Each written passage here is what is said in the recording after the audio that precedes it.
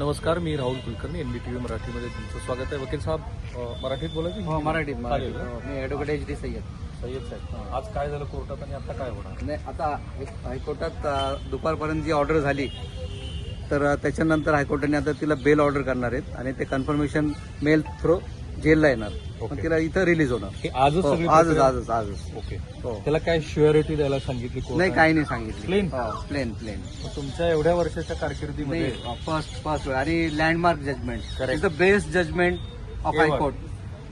आणि landmark judgment. Correct. पण surety न देता एखाद्या Surety न जामिनीवरती देता. सोडणं हो, हे हो. असं होतं का? होतं ना, पर्सनल बॉन्डवर सोडता येतं. राईट. ह्या केसमध्ये पर्सनल बॉन्ड द्यायचा आहे? हो, हो.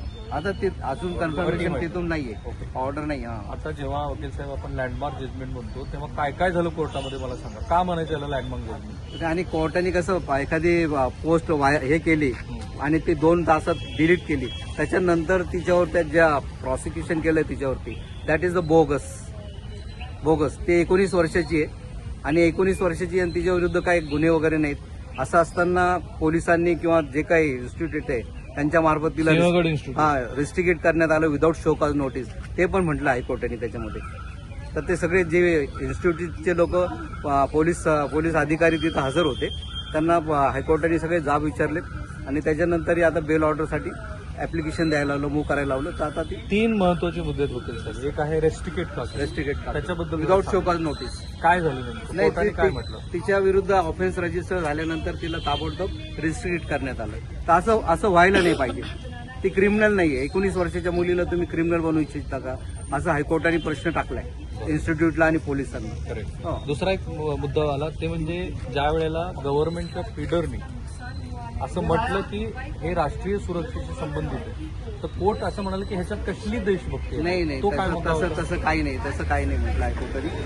हायकोर्टाने सांगितलं, हायकोर्टाने उल्लेख केलाय सेक्शन आर्टिकल 14, 19 की व्हायोलेशन ऑफ 14 आणि 19.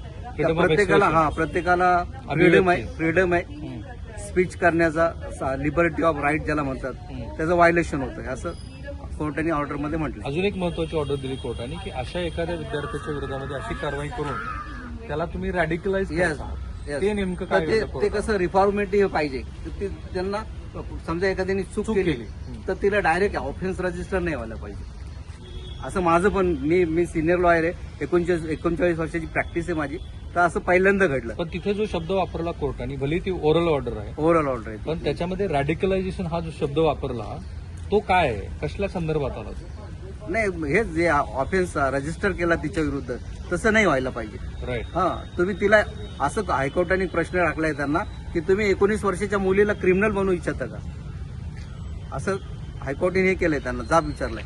तुम्ही समाधानी आहात? Yes, definite landmark judgment of honourable high court. Correct. आणि ह्या सगळ्याच्यामध्ये कुटुंबाला जो त्रास सहन करावा लागला, डेफिनेटली खूप त्रास झाला आणि त्याची बदनामी पण झाली. मीडियाने मोठ्या प्रमाणात बदनामी केली. डेफिनेट. बरोबर ना? Yes. माध्यमांनी तिला दहशतवादी ठरवलं, त्याच्यानंतर आणि तिला काय- आणि तिचे चेहरे फोटो दाखवले एक असं आहे की ती आजारी आहे, तिला अपेंडिक्सचा त्रास आहे. मुलीला त्या. हो, ऑनरेबल कुलकर्णी साहेबांनी होम फूडची ऑर्डर केली 17 तारखेला, पण तिला होम फूड देण्यात आलं नाही. 17 ते 21 पर्यंत. हे कोर्टाची ऑर्डर असून हो, कोर्टाची ऑर्डर असून त्यांनी अशी वेगळी कारणं सांगून ज्यावेळेस शोकॉज नोटीस निघाली त्यांना, त्याच्यानंतर त्यांनी कोर्टाला एक फेक रिपोर्ट दिला, मेडिकल रिपोर्ट, की काही गरज नाही देण्याची, असं म्हणजे जेल अथॉरिटीने कोर्टाला एक लेटर पाठवले होते. आता 2 संधी आहेत तुम्हाला. एक म्हणजे सिंहगड इन्स्टिट्यूटच्या विरोधामध्ये काही कारवाई नाही, करायला आता ते तुम्हाला वाटतं? नाही, आता तो एक भाग. It will decide.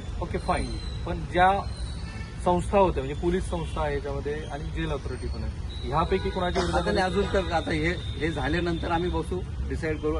Advocate फराना Shah तिथं आहेत हायकोर्टात, त्यांच्या डायरेक्शन प्रमाणे मग बाकी जे काय असेल ते करू आम्ही. रीट पिटिशन वगैरे मार्फत क्वॅशिंगसाठी जाता येईल.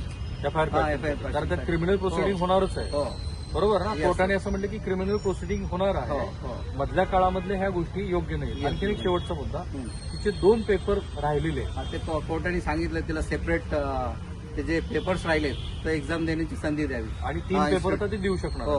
पण जे गव्हर्नमेंट फीडरनी म्हटलं की तिला पोलीस बंदोबस्तामध्ये नाही, पेपर द्यायचा. त्याला हे केलं. तिथे काय म्हणालो कोर्ट? नाही, कोर्टाने सांगितलं तशी काही गरज नाही, ती क्रिमिनल नाहीये आणि तशी काही गरज नाही, तिला सेपरेट हॉल द्या आणि तिला ते पेपर तिचे कम्प्लीट करू द्या. Thank you so Yes. मच. हे जजमेंट का महत्वाचं आहे बघा, याच्यामध्ये 4-5 महत्वाचे शब्द वापरले गेलेत. एक, तुम्हाला तिला काय करायचंय, ती काय गुन्हेगार आहे का, तिला गुन्हेगार नसताना तुम्ही गुन्हेगारासारखी वागणूक का दिली, तुम्हाला त्याच्यावरच्या कारवाईमध्ये तिच्यावरच्या कारवाईनंतर ती जास्त रॅडिकल होईल, म्हणजे तिच्यामध्ये आणखी कट्टरपणा येईल असं अपेक्षित आहे का, आणि जेव्हा सरकारी पक्षाच्या वतीनं तिला पोलीस बंदोबस्तामध्ये पेपर द्यावा अशा पद्धतीचा एक सल्ला किंवा एक पर्याय दिला होता कोर्टाने, ते पण मांडलं नाही कोर्टाने, असं वातावरण तिच्यासाठी का तयार करायचं असं कोर्ट म्हणाल. माझ्या मते एक प्रश्न आपल्या परराष्ट्र सचिवाला पाकिस्तानच्या लष्करी अधिकाऱ्याच्या संदर्भात विचारला गेला होता. तो प्रश्न असा होता की पाकिस्तानचे लष्करी अधिकारी असं म्हणाले की भारतीय माध्यमामध्ये ऑपरेशन सिंदूर बद्दल अनेक प्रश्न विचारले जातात. तर त्यावरती आपले परराष्ट्र सचिव असं म्हणाले की भारतामध्ये लोकशाही आहे म्हणून ते प्रश्न विचारले जात आहेत. पाकिस्तानला त्या लोकशाहीचा अर्थ तरी काय माहिती, आणि म्हणून जे उत्तर भारतामध्ये प्राध्यापकाच्या बद्दल घडलं आणि ह्या 19 वर्षाच्या मुलीबद्दल घडलं, माझ्या मते ते खरोखर लँडमार्क जजमेंट आहे. आपल्या सगळ्याच कट्टर विचारसरणीच्या डाव्या आणि उजव्या मंडळीने ते लक्षात घ्यायला हवं. हाच तर प्रयत्न होता पाकिस्तानचा की धार्मिक ध्रुवीकरण व्हावं, जे सन्माननीय बॉम्बे हायकोर्टाने आज मांडलं. Cameraman Niketan Mane, Sameer Rahul Kulkarni, NDTV Marathi, Pune.